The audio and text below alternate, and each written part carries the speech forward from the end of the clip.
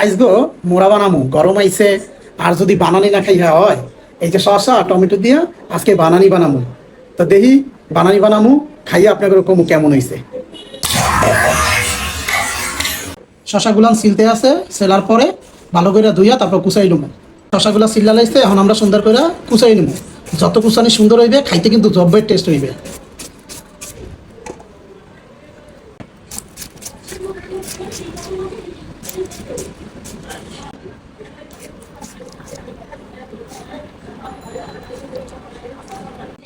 শসা টমেটো কুচাই না শেষ, এখন এর ভিতরে ট্যাঙ্গা, শুকনা মরিচ পোড়া আর হইলো বিট লবণ দিব।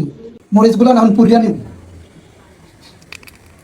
ওরা আবার ঢাকা থাই গাইস, আজকে আমার মতো মাটির চুলা নাই বুঝছেন। এখন এর ভিতরে দিয়ে দিম বিট লবণ,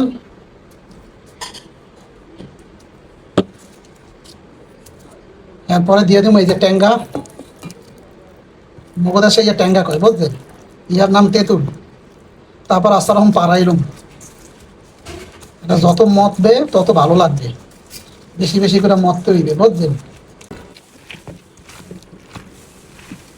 কালারটা তো সুন্দর হয়েছে, খাইতে জব্বের টেস্ট হইবে। তো শসা টমেটো বানাই না শেষ, এখন খাইয়ে দেখবো কেমন হয়েছে।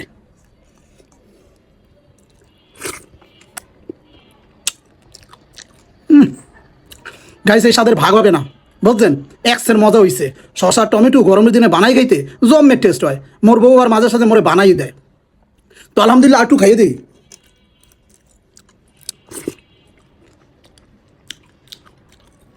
তো আপাতত মুই খাই দেই বুঝছেন, দেখা হইবে নতুন কোনো ভিডিওতে।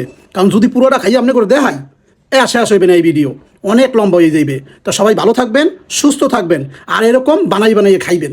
তো খাবারটা কেমন হয়েছে অবশ্যই কমেন্টে জানাইবেন আমা করে।